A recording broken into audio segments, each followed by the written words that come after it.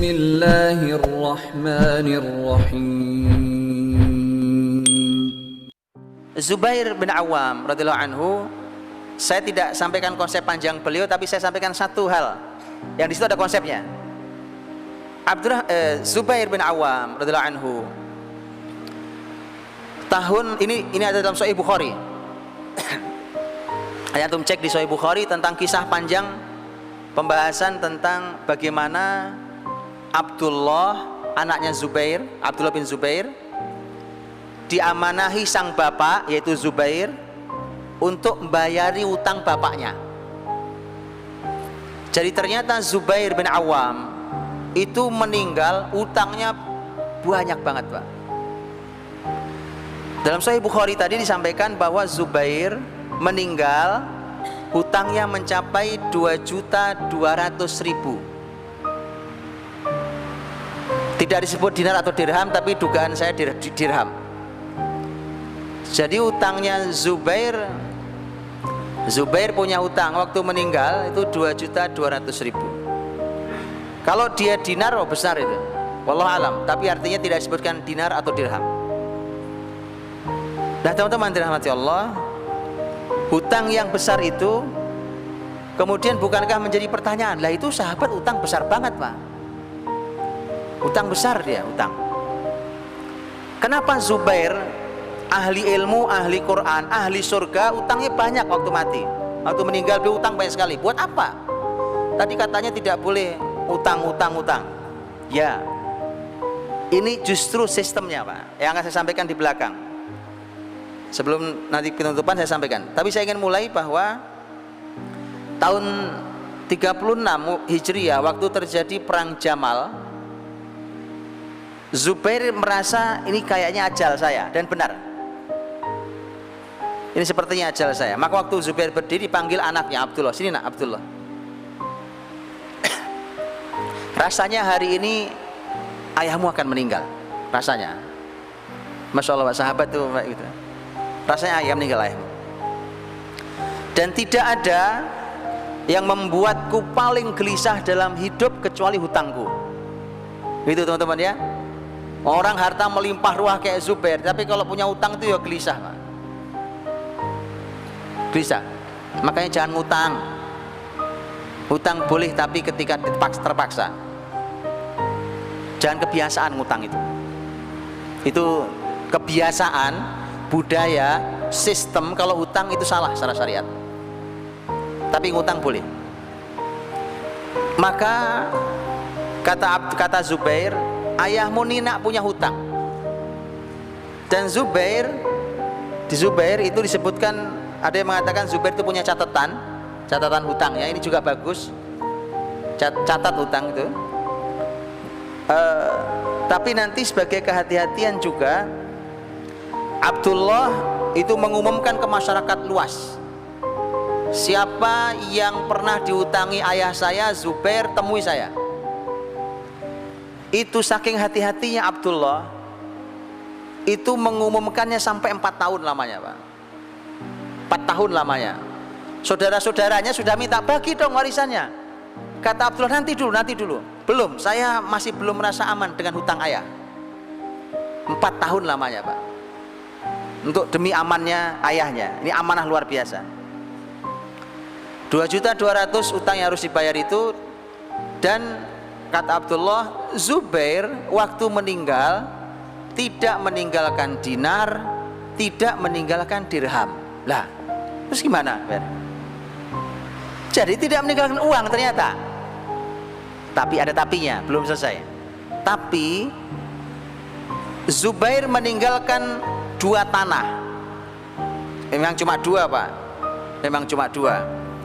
Tapi antum perlu tahu, 1 tanah ini nanti berhasil dijual 1.600.000. Ini semuanya hitungannya dinar dirham ya, bukan rupiah ya. 1.600.000 satu tanahnya. Padahal dulu tanah yang dijual 1.600.000 ini dulu belinya cuma 170.000. Ya, berlipat. Ada 2 tanah yang ditinggalkan Zubair. Ada 11 rumah di Madinah, ibu kota. Ada 2 rumah di kota Basrah, ada 1 rumah di kota Kufah, dan ada 1 rumah di Mesir. Gitu ya. Tapi hati-hati teman-teman berpikir investasi, karena hari ini nanti jangan sampai antum salah dalil. Dengar alim antum salah dalil. Jangan sampai. Hati-hati dengan investasi yang kemudian dianggurkan, menganggur. Tidak boleh bumi Allah dibikin nganggur, rumah dibeli kosong rusak atas nama investasi. Tanah dibeli nganggur kosong, bumi Allah sampai gersang. Dosa besar. Dosa Pak. Bumi Allah tidak boleh dibikin seperti itu. Boleh antum investasi tapi garap, atau garapkan ke orang lain. Rumah dimanfaatkan atau disewakan dan seterusnya. Pokoknya harus menghasilkan bumi Allah ini. Nah, Zubair kemudian nanti hutangnya oleh Abdullah diproses. Kisah panjangnya ada dalam Sahih Bukhari, silakan dibaca. Kisahnya panjang sekali. Bagaimana proses pembayarannya sampai tuntas. Bahkan Zubair sudah pernah pesan sebelum meninggal. Nah, nanti kalau ayah meninggal, kemudian harta ini sudah kamu bagi dan kok masih ada sisanya, maka ayah berwasiat sepertiga. Loh, masih sempat berwasiat Pak. Sepertiga. Saya wasiat sepertiga. Bagi ke anak-anakmu, Abdullah. Abdullah bagi ke anak-anakmu. Jadi sepertiga diwasiat. Karena kan cucu kan tidak dapat ketika ada anak laki-laki dalam warisan. Maka Masya Allah saking cintanya Zubair pada cucunya, dia kasih melalui jalan halal, yaitu wasiat. Dan benar, ternyata masih tersisa nanti uang itu Pak. Tersisanya banyak Pak. Tadi kan saya bilang tadi, uangnya sangat banyak. Dan bahkan nanti masih dapat warisan.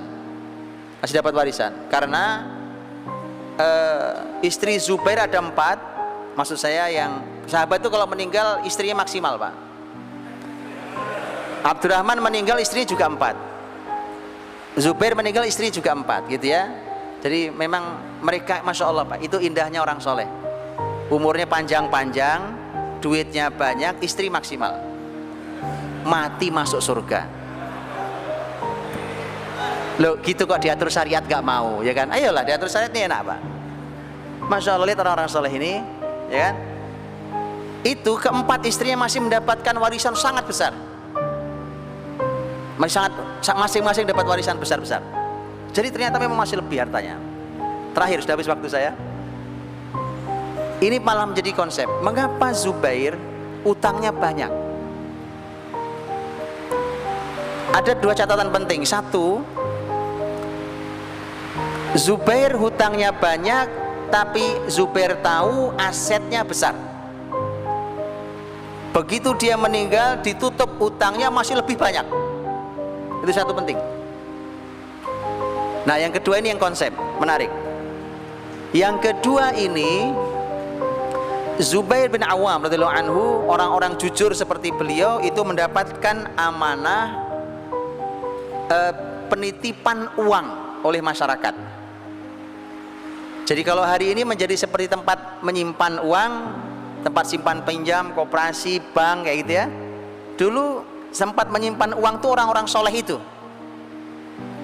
Persis seperti Rasul Muhammad SAW. Bukankah waktu Rasul mau hijrah, Nabi minta Ali tidur di kamarnya, di tempat tidurnya? Salah satu pesan Nabi, tidurlah di sini dan ini harta, besok kembalikan ke fulan. Harta ini harta milik mereka.